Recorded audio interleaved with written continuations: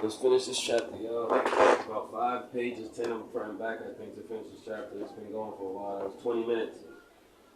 Basically 2 chapters, but one was just 1 page. Chapter 9, chapter 10 is still going. I got like 10 pages counting to like 5 physical pages. Something like that, maybe more. Let's see.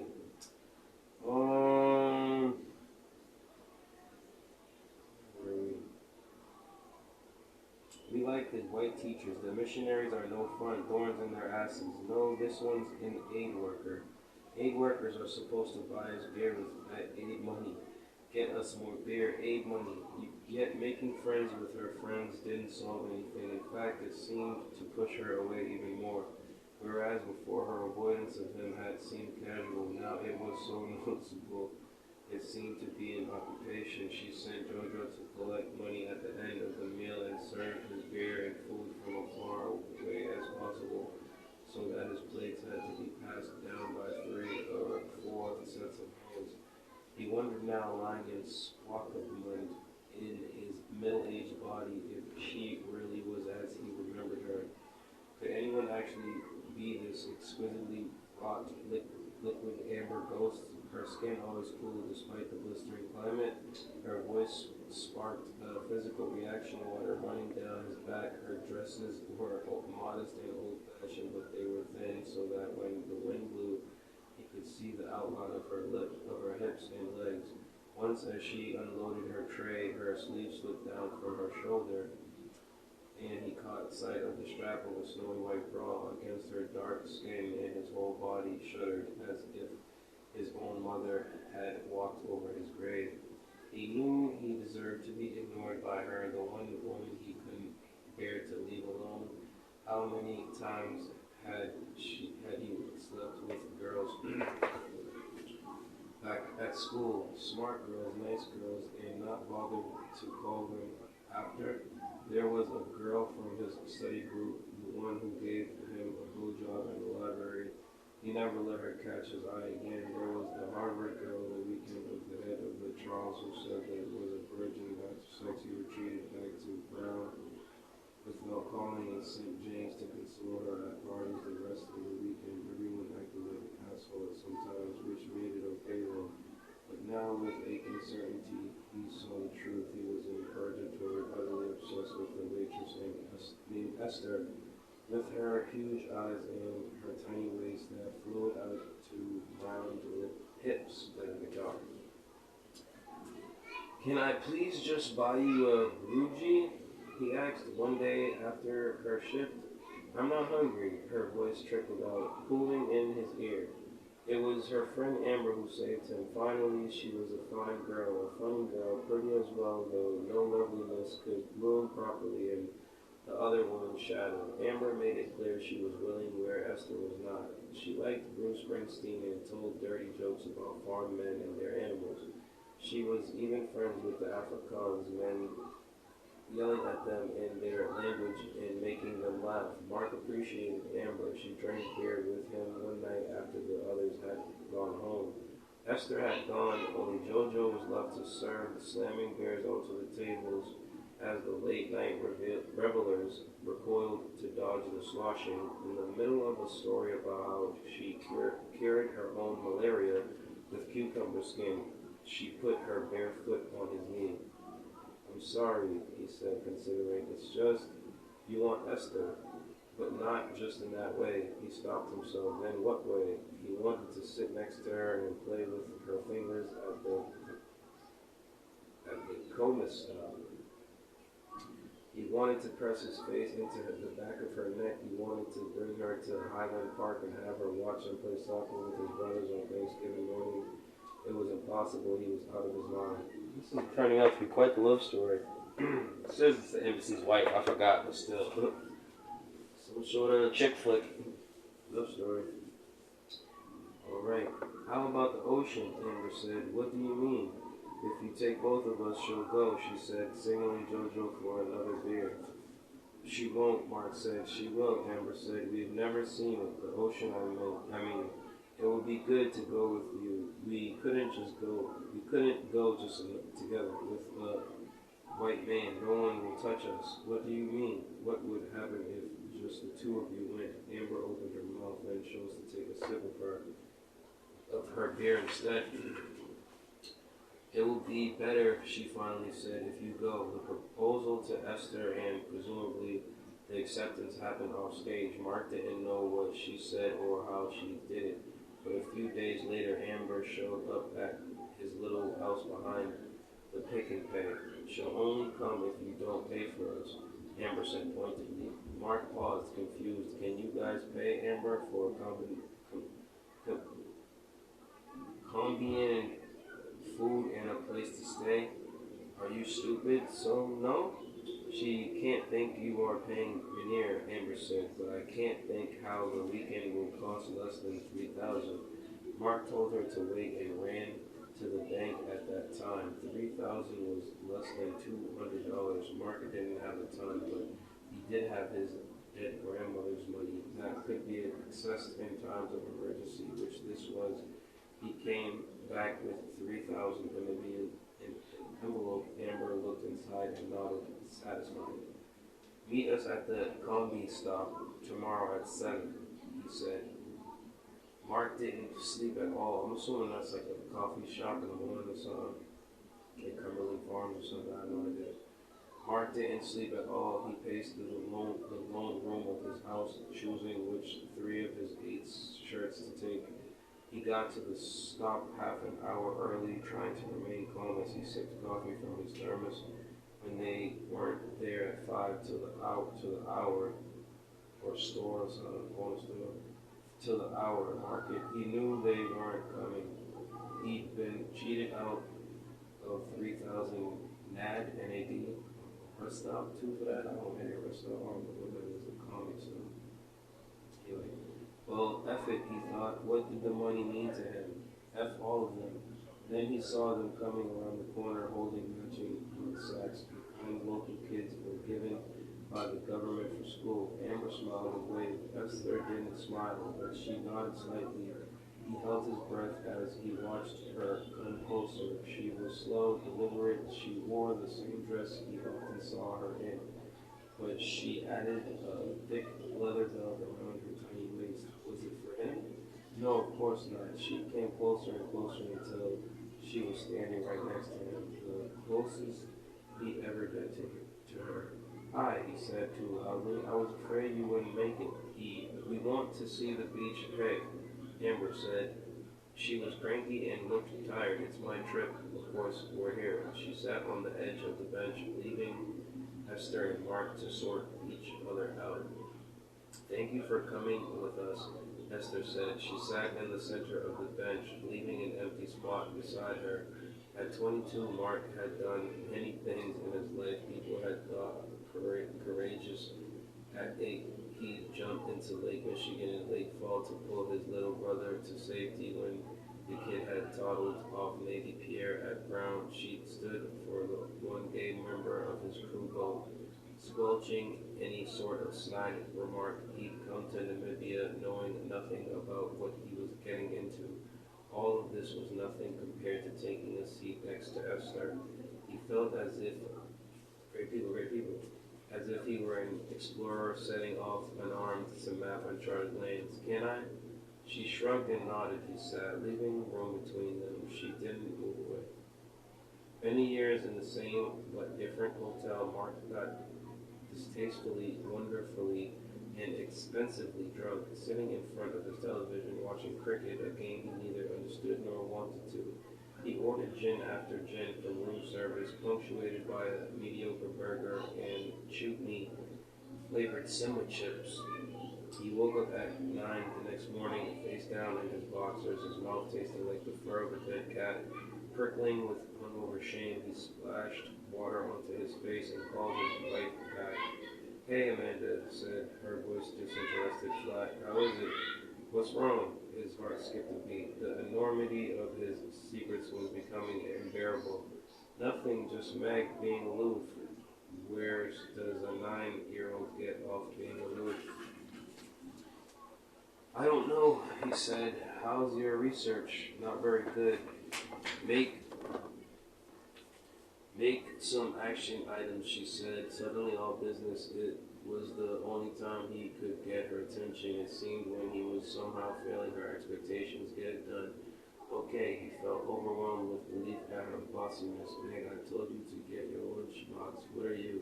I love you, he said, but she's already ended the call. He showered and went downstairs to the bakery, which was trying very hard to be hip and French, but still served telltale items such as impala, carpaccio, and tongue.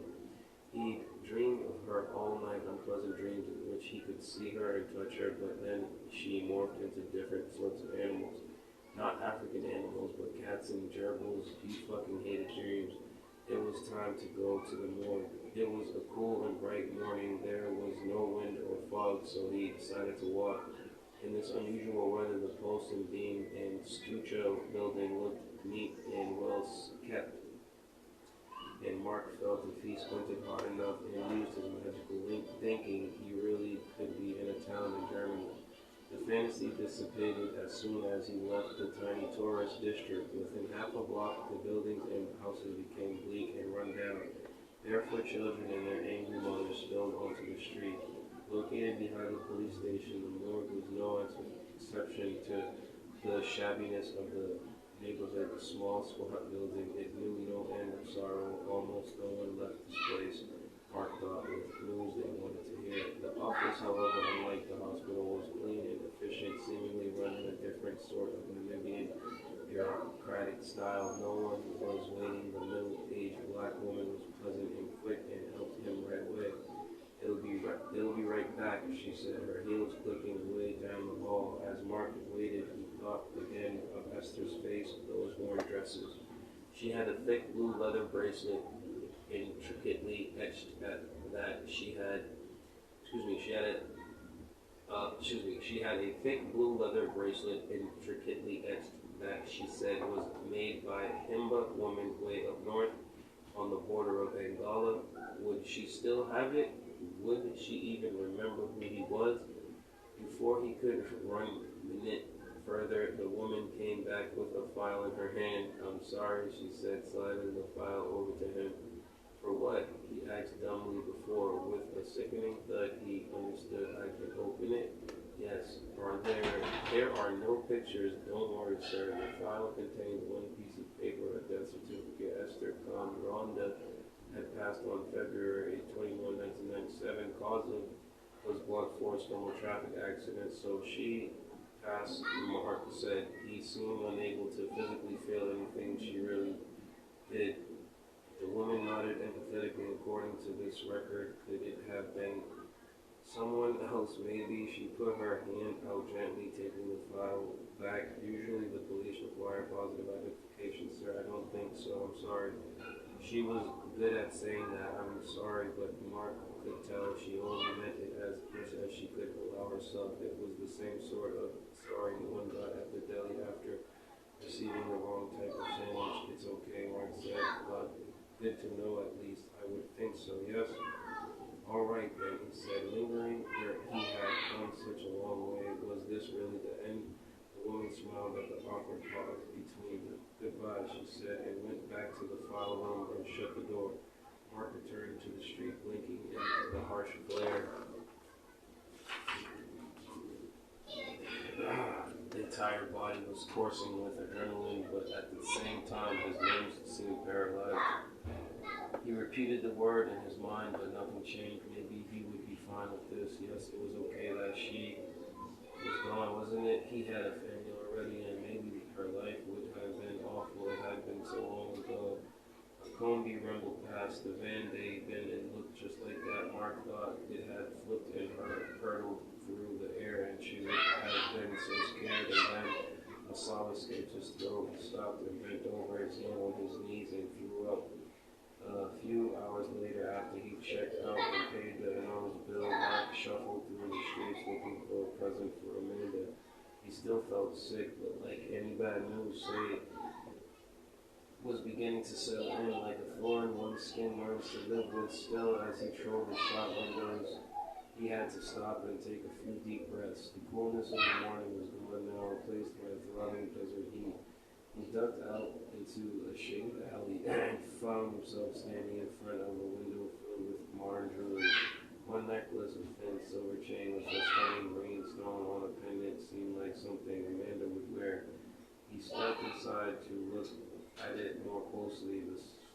Mark smelled of the chemical-laden pine gel adored by all Namibians, a neon glue that cost 20 nag and was strong enough to clear out clogged drains. That's a chic choice, the shopkeeper said as he peered closer. Tanzanite. Namibia is famous for them. The mine is just 200 kilometers from here. Third Caribbean side. He looked up. Hey, wait, I know you work at the Strand. He felt enormous relief at recognizing the woman, a relief that he realized the course was misplaced. You were helping that old guy at the bar. Oh, the girl looked a bit distressed at the association. Yes, that was me. Double shift? Mark asked, standing up from the counter self-consciously. This is my big job. She rolled her eyes. I just work at the hotel because my parents want me to. They think the hotel is better. What do you think? I think it's boring, she said. I'm going to quit. Well, it's nice that you want to please your parents. I want them off my back, I mean. Okay, Mark shifted on his feet. I don't know. My daughter would do anything to piss me off. She gave a ladylike snort. I doubt that. How old is she? 9, no, 10. Don't know her age, eh? That's a fail. Mark looked at this girl more closely. She was tall and thin, like a fashion model. Great people. Pretty cheekbones, slightly crooked nose. She could tell he was studying her, and instead of shying away, she put her hand on her hip and posed. What's your name? He asked. Anna. Nice to meet you, he said. She shrugged and moved to the window. This store seems to do well, though. It is yours? Okay, Boomer, Anna said, smirking.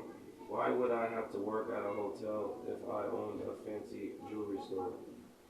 Right? Mark blinked rapidly at the retort. Sure, they sound like good parents. What do I know? So how much is that necklace? Anna didn't move, but looked over at him. Her lips twisted a bit. It's 6,000 Namibian. I'd give you a discount, but it's not my shop. Can you wrap it like a present? Sure, Anna said. He wasn't sure, but he thought he could see an almost imperceptible raise of an eyebrow. Good, let's do it. It's for my wife. That's cool, Anna said, slowly moving back toward him. Something about the way she held her hand brought the horrible morning back to him. He turned away, trying to get a hold of himself. Are you fine? Anna asked. He could feel her curiosity. He could see her staring at him out of the corner of his eye. He went to the window, pretending to look at the sky. Do you think it will rain today? He finally managed. His voice shook a little, but other than that, he was all right.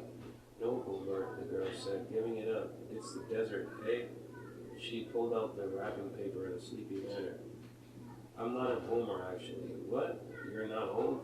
Not a boomer old. Those are people born as a result of the return of American soldiers from World War II. Baby boomers, they had a lot of babies because of the war. I was born in the 70s, that makes me. And then it gave a loud pointed yawn. Gen X, I think. That was when they thought the world was going to end with like Soviets or something, when they was going to bomb with nuclear weapons. Cold War. She shrugged and lifted the necklace out of, I think. She shrugged and lifted the Germans, I think it was at World War II, World War I. World War II was the Japanese, I think. World War I, if I'm not mistaken, was the Germans and stuff for World War I. Something like that. Pearl Harbor. I would say Pearl Harbor. I swear that was the second one. She shrugged and lifted the necklace out of the case. Look, can I ask, who was that man at the bar in the hotel? She glanced up and then focused on her work again. Troy Ferreira, he owns Ferreira Properties because the concentration camps with the Japanese. That sounds more modern than the Jews. Could be wrong though. Which is like half of Walvis. He seems pretty nasty, Mark said, coming back to where she was and leaning on the counter. He's fine, Anna said. He's investing in my jewelry line. No offense, but I don't think that's a very good idea. Anna stared at him for a moment, considering, then treated him to a slow, dazzling, yet condescending smile. It reminded him of something, probably because he was often treated like an idiot these days. Mr. X, I don't know if you've thought about it, but it's sort of hard to start a jewelry line. You need money, eh? Mr. Ferreira has money. Mr. Ferreira is gross, Mark said. Whatever, it's not me he's interested in, Anna said, crossing her arms over her chest. It's money. What do you mean? I have a gem connection, rubies, amethysts, not diamonds, but everything else. You can only get them from a guy I know. I can get them for much less than they are worth in the States or Europe or even South Africa. How? I mean, why does he give you the price? He likes me, she said, and I buy a lot of gems. What kind? I told you, she said impatiently. Amethysts, topaz, smoky quartz, spessartite. Come on, Mark said. You made that last one up. Google it, X-Man. Okay, Mark paused, drumming his fingers on the glass case. When she frowned at him, he took his hands away and shoved them into his pockets. Like, how much does he invest? And how much does he get back? He gave me 10,000 NAD, she said. He got back 30,000. Really? 3,000 return? 3,000 return for a 1,000 US dollar investment? Mark thought, well, I have $1,000. Do you have a business plan? He asked her what a fraud he was, as if he'd know a business plan if it landed in his beer. Sure, Anna said. People give me money, then I give them back more. If you give me proof that I'll make money, I'll have money to invest, Mark said. His chest swelled with, was it elation? Hope? Was he just trying to distract himself from the fact that he finally found out that Esther really was gone? He couldn't think about it. Amanda, how happy his wife would be when she found out he was making the money in Namibia as well as working in his career. I can prove it, Boomer, Anna said. Just try me. Mark gave Anna his credit card. Well, Amanda's actually paid for the necklace.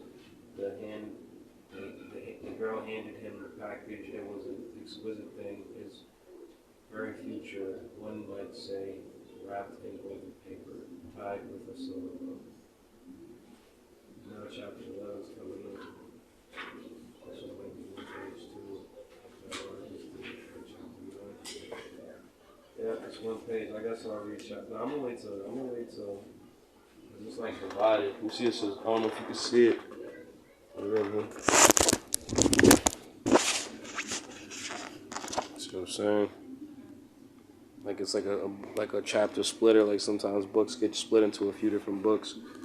Like The Hobbit has 2 books. I read the first one. I gotta finish the second one, but not really. I don't know. I mean, it was cool though. So like I said, I'm kind of getting up there. I think I'm pushing double digits. Pretty confident to say that about reading. How many books I done finished? I'm pretty sure I'm pushing 10 or more by now, but very proud of myself, y'all. Here go another one. Thanks for the support, y'all. Don't be afraid to check out some of these book readings and just let it play, man. It's peaceful. Love y'all.